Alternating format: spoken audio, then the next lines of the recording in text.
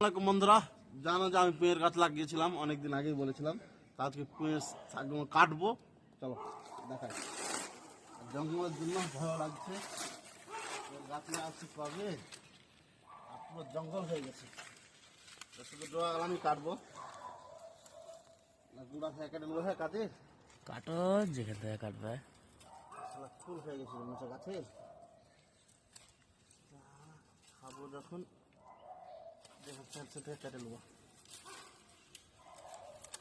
এই যে আমার পেঁয়াজ গাছ, বুঝতে পারছো প্রচন্ড ঠান্ডা।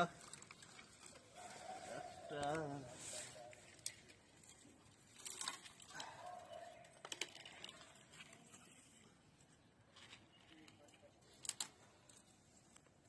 গাছ তো সারা বড় হচ্ছে না, এত কষ্ট করে